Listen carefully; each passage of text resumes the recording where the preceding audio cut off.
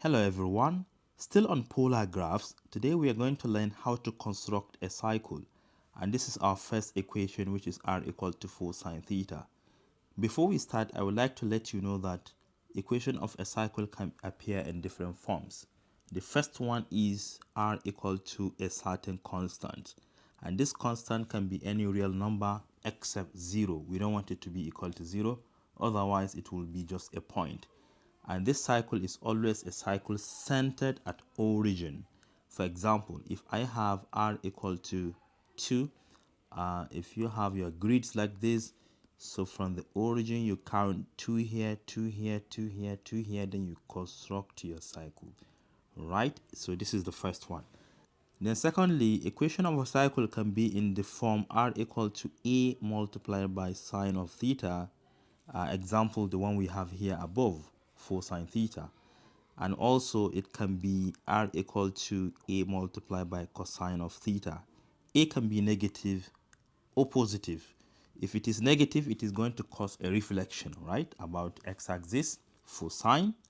And for cosine, it is going to cause a reflection about y-axis. I'm going to explain all of this. So let's start with the first one. I'm going to show you 3 different ways to do that. The first one is the normal construction, but the other 2 will be a sketch. So since we have r equal to 4 sine theta, we need a table of values, right? So we have our table here. I'm going to use some certain values. Should I use radians? All the same, you can use angles in degrees or in radians. So let me use radians. We have 0. Let me use 30 degrees, which is pi divided by 6.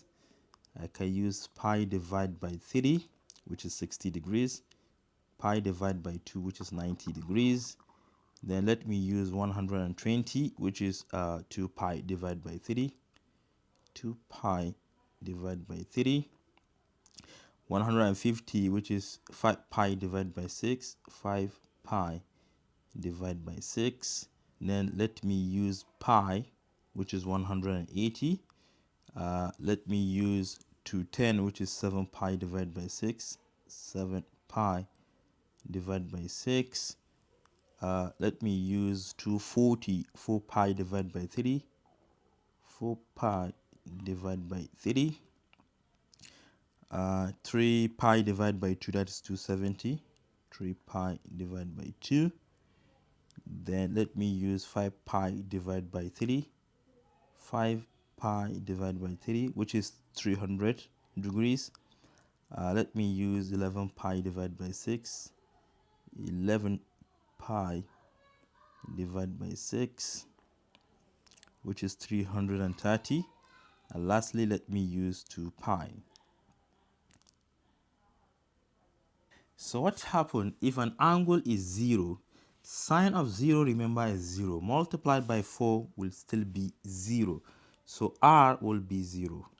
Then what about pi divided by 6? Sine of pi divided by 6 is 1 over 2. And 1 over 2 times 4 will give us 2. So we have 2 here. Then for pi divided by 3, sine of that will be root 3 divided by 2, which is approximately 0.866. Then if you multiply that by 4, it will be approximately 3.5. So we have 3.5 right here. Then pi divided by 2, sine of that will be 1, and 1 times 4 is 4, right? Then we have 2 pi divided by 3, which is going to give us root 3 divided by 2, approximately 0.866. If you times that by 4, you're going to get approximately 3.5. So we have 3.5 right here. 5 pi divided by 6, which is going to give us 1 over 2. You multiply by 4, that will be 2. If you observe, we have some repetition. You can see this is a repetition, right? Then if you go to pi, sine of pi will be 0, as 0 times 4 is still 0. Another repetition, you see that.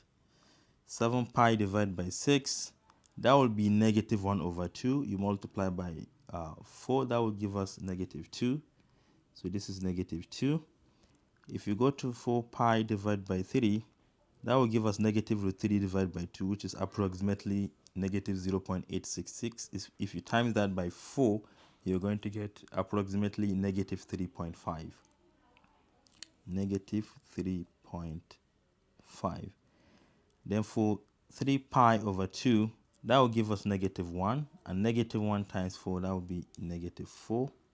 Sine of 5 pi divided by 3, that would be negative root 3 divided by 2. Times 4 is approximately negative 3.5. Negative 3.5. Then for 11 pi divided by 6, that is negative 1 over 2. Times 4 is negative 2. Then lastly, sine of 2 pi is 0 times 4 is still 0. So let me bring my grids. When theta is 0, then radius is 0. So at the origin, right, we have a point. Okay, let me use red.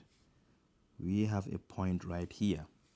Then at pi divided by 6, what is pi divided by 6? That is 30 degrees, right? You can see we have 30 degrees here. And the radius is what? 2. Then you need to count 2 here. Every cycle represents 1 unit. So if this is 1, this should be 2, right? So we have a point right here. Then at pi divided by 3 or 60 degrees, we have 3.5. So let me count 3.5 under 60. We have 1, 2, 3.5 is situated right here. Then if you go to 90 degrees, which is pi divided by 2, we have 4. So you can see 4 here. Let me count. 1, 2, 3, 4. Yeah. Then if you go to 2 pi divided by 3 or 120 degrees, you see this is where we have 120 degrees. The radius is what? 3.5. We have 1, 2, 3.5 situated here, right? So this is where we have 3.5. Then we move on to 5 pi over 6 or 150 degrees. This is where we have 150 degrees. You can see the radius is 2 units. So 1, 2, we have a point here. Then at 180 degrees, which is pi, we have 0. This is 180, which is 0, so it comes back to the main origin. So all other points will be repetition, just observe. Let's go to 7 pi divided by 6. And 7 pi divided by 6, which is 210. This is 210. What is the radius? Negative 2. So if it is negative 2, you see we have 1, 2. But since it is negative, it is going to reflect back to the first quadrant. 1, 2. It is going to fall under this. So all other points will keep on reflecting. Let me show you. What is the next point? The next point will be under 4 pi divided by 3, which is 240, right? Where is 240? You can see this is where we have 240. And the radius is negative 3.5. So instead of coming 1, 2, 3.5 here, it is going to reflect back. You see 1, 2, 3.5. It is going to reflect back, and all of them will keep on reflecting back. So we are going to only use these points. So let me see how we can construct this cycle. We connect all the points together.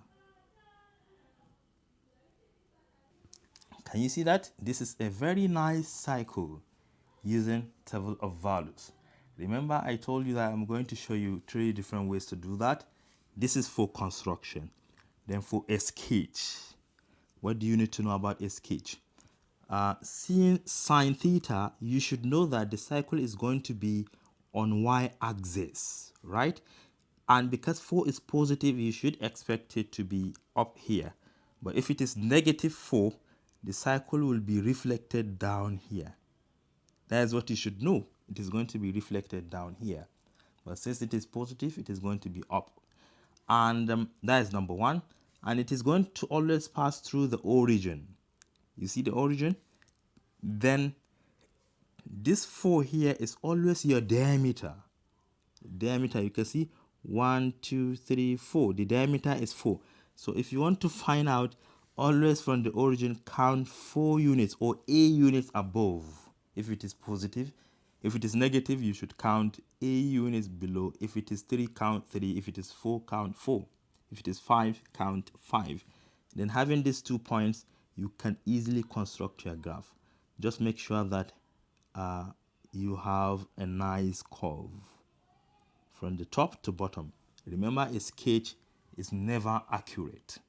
That is another way to do that. And the third way, you can convert the polar equation into a rectangular equation. So let me show you. The equation we have is r equal to 4 sine theta, right? How can we convert it into rectangular? We can multiply both sides by r, because we know radius squared is always x squared plus y squared. So let's multiply by r. Multiplying everything here by r, we have r squared equal to 4r sine theta. We know that r squared is x squared plus y squared, right? This is equal to 4 multiplied by what is r sine theta? R sine theta is y, and r cos theta is x. Remember the relationship. So I can take this time to the left hand side. We have x squared plus y squared minus 4y. This is equal to 0. Then let us use completing the square to make this a perfect squared. We have x squared plus y squared minus 4y. What is half of negative 4? It's negative 2. If you square that, you get 4. Then adding 4 here, you have to add 4 to the other side. This is now a perfect squared, right? Which can be factorized as what? Y minus 2. That is half of this one. Then everything squared. And this is equal to what? 4. Remember, equation of a cycle is always in the form of what? X minus a squared plus y minus b squared equal to r squared. So since there is nothing together with x squared, we assume that this is 0, right? So the center is always a comma b, then the radius is r.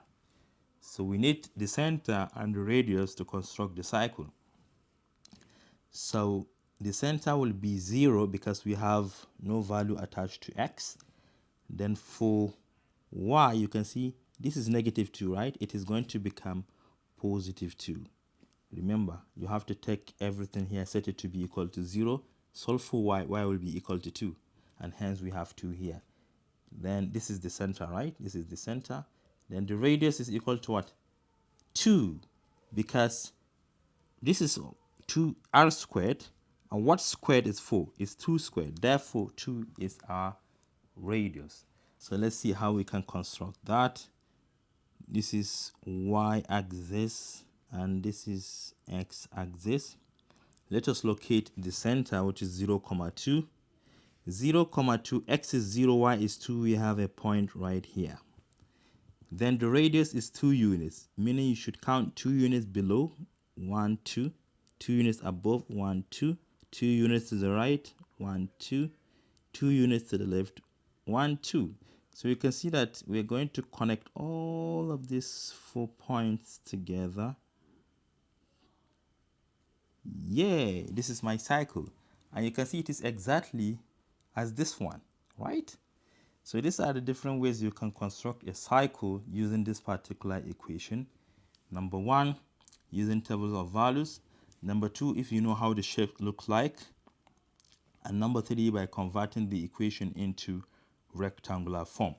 So a bonus, what if it is 4 cosine theta? If it is 4 cosine theta, it is going to be on this leg. Everything remains the same. If it is negative 4 cosine theta, it is going to be reflected to this quadrant, which is halfway between third and second quadrant. For negative sine, it is going to be down here. So these are some of the things you should know. Thank you for watching. Do share to your learning colleagues, and don't forget to subscribe to my YouTube channel for more exciting videos. Bye-bye.